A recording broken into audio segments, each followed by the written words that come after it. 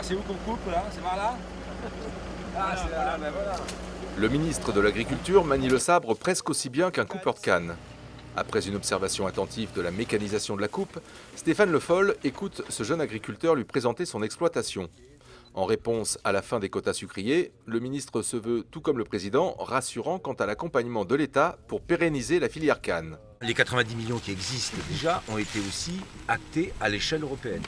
Et c'est pas toujours, même si c'est des aides nationales, aussi simple que ça. Parce que chaque pays, dans le débat qu'on a eu en particulier sur la fin des quotas sucriers, a des intérêts qui sont liés à l'ancienne organisation commune de marché sur le sucre. Certains pays ont vu leurs quotas disparaître, donc l'aide, même nationale, mais se discute à l'échelle européenne. Le président de la République a donné la position de la France, c'est celle qu'on négociera à l'échelle européenne sur 90 plus 38 millions, 128 millions d'euros.